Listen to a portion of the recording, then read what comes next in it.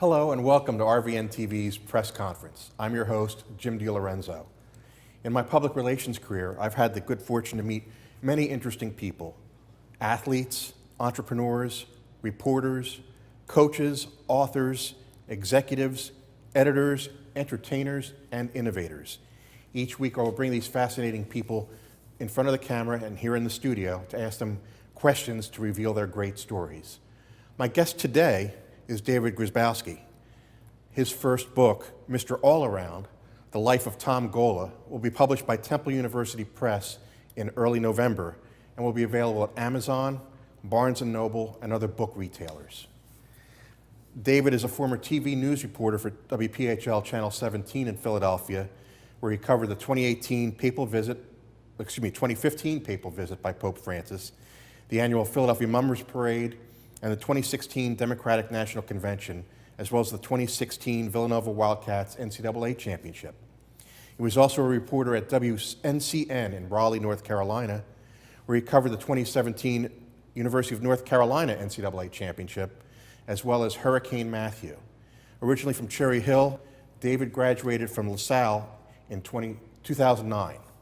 So David, I wanted to ask you, first of all, Sure. What was the impetus behind writing a book about Tom Gola, who is a legendary basketball player, but a lot of people may or may not know his story? Absolutely. Thanks you for having me, Jim. Appreciate it. So the idea came probably in 2013.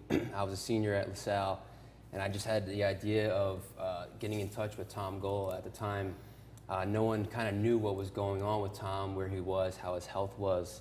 So it was probably like 2 months before the NCAA tournament in 2013. LaSalle was doing well, so I wanted to do a story on Gola and kind of see what he was been up to. Through one connection at LaSalle, I met with Gola. At the time, his health wasn't the best. So I kind of just interviewed him. You know, he knew kind of what was going on with the team, and the more LaSalle did well in national broadcasts and national games and then winning games, his name was being brought back into the history books from his time at LaSalle. So I did some, 2 articles about him in the student newspaper. One thing led to another, kept in touch with his wife, Caroline. And here we are now, almost 2 months away from a month away rather, from the release of the book, and what turned into kind of just a meet and greet with LaSalle basketball legend, and a basketball legend in himself now turns into a great book, which I'm very proud to produce. Now, you worked very hard on the book, but you were doing other things. You were working at Channel 17 and you were working in Raleigh, North Carolina on air, but you were also working on the book. How did you manage that process? What were some of the difficulties that you faced in putting the book together? Yeah, I would say that writing a book in general, I always admired people and other TV personalities or sports columnists that had their one job and then job number 1A. Whereas you see these people on TV and you also wanted to get behind the scenes of them writing a book or a biography about some other subject. So I always kind of appreciated that, the Seth Davises of the world and other people that have kind of like 2 jobs. So Right. I always had that in the back of my mind, and I always wanted to just maybe put something together. So on my downtime of being on TV, my off days and my off hours, I would just kind of put my head down and do some research and do some interviews and interview people, and then one thing led to another, and here we are. I interviewed probably 125 people for this book, as well as family members and so forth. And that was over the course of a 5-year period that we were working on it. It was. Did you have a clear idea of what you wanted to write, or did it evolve in the course of the 5 years? Did it start in one direction and go another direction? No, absolutely. I would say that, you want to make sure, who, what, where, when out the window right away. But there's some things that I kind of learned as I was researching his life. For example, I didn't know about the Behind the Iron Curtain tour in 1964, where he went on a basketball tour to play overseas, representing the United States with the likes of Red Auerbach, Bob Cousy, Jerry Lucas, Bill Russell, Casey Jones from the great Celtic team, Tommy Hyson. Wow. Some of the things I didn't know about prior to just knowing that Tom Gola went to LaSalle and was number 15 for the Explorers. So in researching this book, I would say researching was by far my favorite part of the book, because yeah, you can write and put your head down and write X amount of words per day, but at the end of the day, the research was the best part for me because I really got to paint a picture of the behind-the-scenes aspects of, for this book, for me, I didn't want it to just be about basketball. I wanted it to be about the interpersonal communication within basketball, but also his life in Philadelphia, his life as a father, as a person, as a politician. So for me, the name Mr. Allround is, yes, it is about Gola, but it's more than just basketball.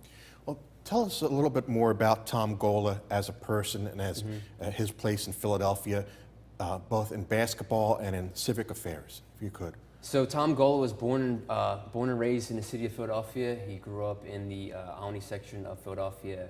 He attended Incarnation Elementary School, then went on to LaSalle College High School. He was Mr. Philadelphia. Obviously, there's a lot of people.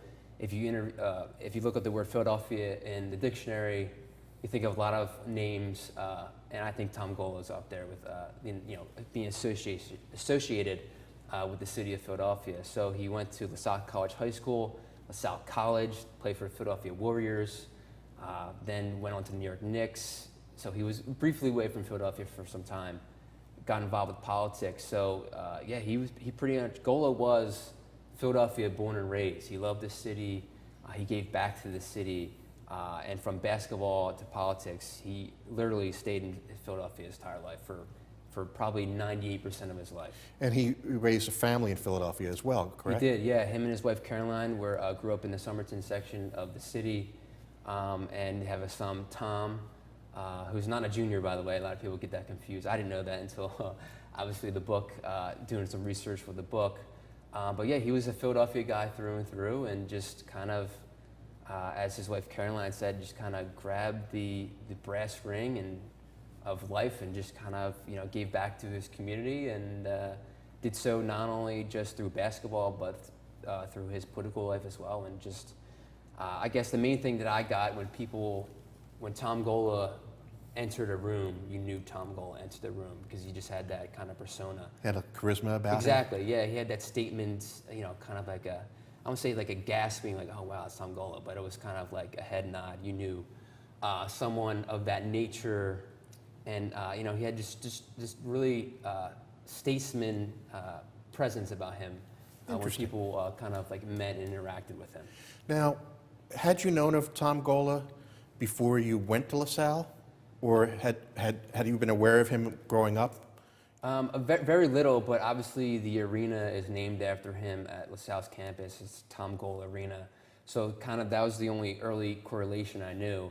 But yeah, early on, I honestly didn't know too much about his life or his history. Obviously, I'm from Philadelphia myself, so I respect the Philadelphia landscape of basketball, from playing at the Palestra to, the local playgrounds and the Sunny Hill leagues and stuff like that. So I'm up to date with that stuff. But prior to LaSalle, the only thing I knew of Tom Gola was just, hey, this guy had an arena named after him, which is great.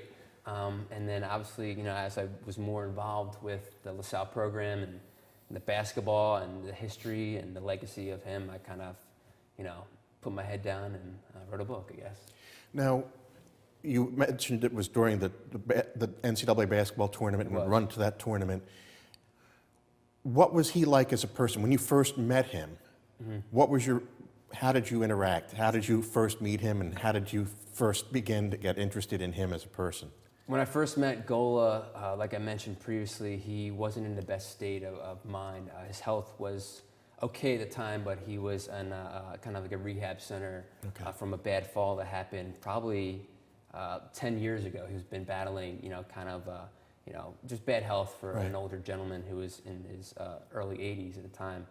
But when I met him, he was just, he was there. I got a little bit out of him in regards to sentences, but it was kind of like I got the head nod that he knew and who I was, asking questions as a young guy at the time who just wanted to, interview an idol or a basketball star.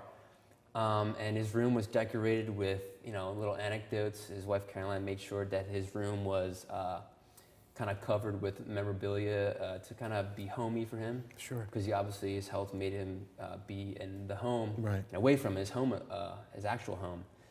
So there's pictures of him in Will Chamberlain. There's picture of him and Robin Roberts, and just really she did a good job of kind of making that room, I guess, a man's cave for him.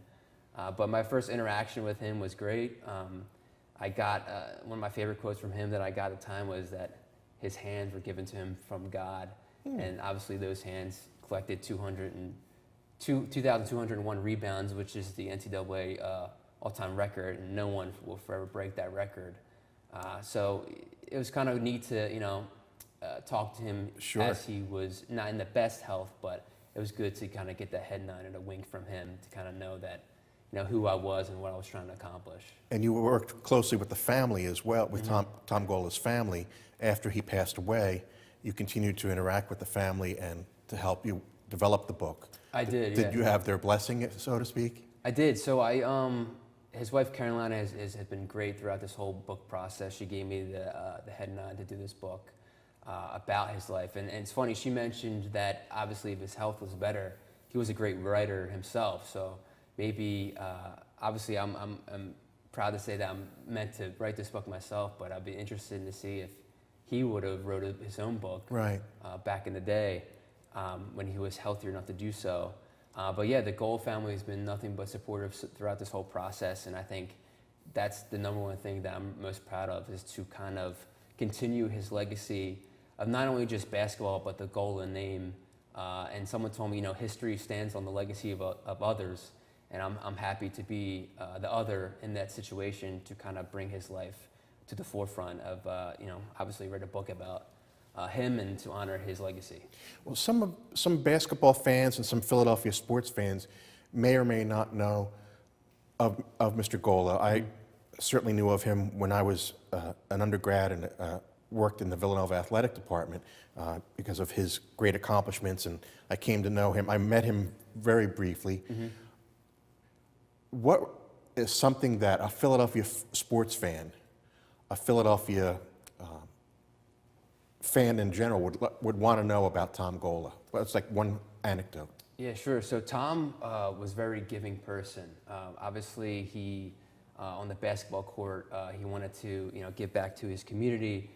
So I have a story in the book which I kind of elaborate on about how he gave back to his community. He had some neighbors at the time who were fans of Gola, and it really paints a picture of the person he was just on and off the court. They were fans of Gola. They were nervous to knock on his door. And when they knocked on his door, he invited them to a Warriors game. Oh, wow. So it goes to show you that, obviously, you have this big stature, you're, a very popular figure, but at the same time, you're still a regular person, average Joe. He even have a story in the book of how he helped someone personally to get into school and get his scholarships and reach the right people. So he was just, again, I hate to use it, it's cliche, but he was a Mr. All-Around guy, not only just on basketball, but in life as well. Interesting. Well, I'd like to hear some more. We're going to take a quick break, but we'll be right back. Love my style, I'm dancing tonight. My smile from pearly white side. Love my style, love my style, love my style. Pearly white, love your smile. From teens to grown-ups braces, they can change your life. All ages and all faces. Your smile from pearly white.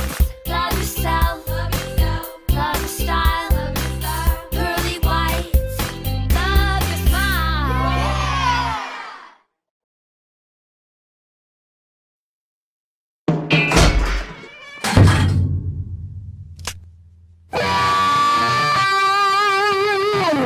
For independent living for seniors age 62 and over, People Inc. offers safe, maintenance-free apartments across Western New York. The affordable rent is income-based. For more information, call People Inc. Senior Living at 817-9090. In a world where bankers have lost all interest, where robots and fat cats rule our fortunes, one woman will stand up and strive to do the impossible. Be treated like a person. Friends and neighbors will join her quest. Ordinary people will band together against the forces of corporate greed. And together they will form Philadelphia Federal Credit Union, already in a neighborhood near you. Assurance. It's a word, a touch, a look that sparks a feeling. Peace of mind. that everything will be all right. These are the moments that inspire us to do more than you'd ever expect from a car insurance company at a price that's less than you'd expect. This is more than just insurance. This is Plymouth Rock Assurance. Visit us at PlymouthRock.com. Welcome back to RVNTV's press conference. I'm your host, Jim DeLorenzo, and my guest today is David Gryzbowski, who's written a book about the LaSalle and Philadelphia Warriors basketball legend Tom Gola. It's called Mr. All-Around, The Life of Tom Gola. This is a small image of the front cover. And we were talking about Mr. Gola's life. David, tell me a little bit more, if you will, about he played grammar school ball, CYO ball. He played high school ball. He played college ball in Philadelphia. And then he gets drafted by the Philadelphia Warriors in the NBA. Was that a commonplace thing for a kid that grew up in the city of Philadelphia to go play professionally in what was still a growing and emerging league like the NBA? Absolutely. It's interesting. I learned this myself, too, in researching in the NBA. So when he left LaSalle College at the time, there's this thing in the NBA, it's not around anymore, called the NBA territorial pick. So if a team had a local player that was good or they had some interest in, and it was within a 50 or 100-mile radius, they had the option to select that player. So obviously, Gola was in the confines of the Philadelphia Warriors territory, so it was a given. So in return of picking Gola that year, 1956 draft, they forfeit their first overall pick. So it's kind of like, hey, we'll take Gola, and then somebody else can get the number one pick. Exactly, type of thing. Who was the number one pick that year, do you know? I am not sure, to be honest, but I believe that Gola was one of 2 or 3 other territorial picks that year. I believe the Lakers were also one of those as well. Was that, they were still in Minneapolis at the time? Yes, they were, yeah. So, it's interesting to kind of learn that. But yeah, he pretty much was Philadelphia through, he was obviously a star. And at the end of his high school career, he was a star in winning the NIT in 1952 with the LaSalle Explorers with Coach Ken Leffler, as well as won the NCAA final championship in 1954. And then in 1955 played against Bill Russell and Casey Jones and the San Francisco Dons, but lost that game on the championship in 1954. Wow. Yeah, which was... What a run. It was. It was quite remarkable. And he's one of the only people that's ever been the MVP of the NIT and the NCAA, is that correct? Yeah, he's one of 2 people to win an NIT final, NCAA final, as well as an NBA final. Wow. So I would say from 1952 to 1956, he won all 3 of those. Wow. So his rookie year in the NBA, he won the championship with the Warriors. So it's, again, you got Gola struck while the iron was hot. Yeah. And I think his talent shows, obviously, with the accolades of winning a championship from all aspects of NCAA to the NBA. How many years was he in the NBA? He was in the NBA for 10 years. Okay. So he got drafted, obviously, by the Warriors in 1956. And then right after, he was drafted into the military. So there's a whole chapter about his military background, and he was actually taken away from the NBA for a year. Which branch did he serve in? The Army. Okay. So there's whole in-depth stories of his background in the military, serving his country. There's a cool story about how he actually got drafted into the military, because the Warriors wanted him to stay. Obviously, when you lose your bread and butter, you win you win the NBA title, and then you went into the Army. Exactly. So there's a story about that and how that kind of breakdown happens. And then he comes back. The Warriors get sold in 1960, 61 to out west. So the Philadelphia Warriors turn into the San Francisco Warriors. He goes out for a hot minute, doesn't like it as much, misses home, gets traded back to New York Knicks, and still lives in Philadelphia while playing for the Knicks. Okay. He actually, made the commute down the New Jersey Turnpike to play for the Knicks and finish his career in New York. Okay. And then obviously, anytime he comes home to the convention center to play, there's a big welcome home party for him. But yeah, so whether he was in New York or in San Francisco, he wasn't always too far from home. Right. A lot of people forget that the Warriors were a Philadelphia team before they became what they were now the Golden State Warriors. Exactly. Did he have any interest from the Sixers when they came down from Syracuse become the 76ers. Did he Yeah. have any interest at that The point? Syracuse Nationals. Yeah. I don't think there wasn't really too much interest at the time because at that time he was pretty much on his way out Okay. of the NBA. You know, Gola obviously was a great player in college, but he wasn't. I wouldn't say he lived up to expectations, but he kind of leveled out a little bit in the NBA life because you have the other, you know, the talent of the NBA was a lot more difficult than with the likes of just playing, you know, 30 teams in 30 schools rather, universities in college. So, you know, there wasn't really too much interest with the Philadelphia 76ers at the time because, like I said, he was probably 2 or 3 years away from retiring from the NBA.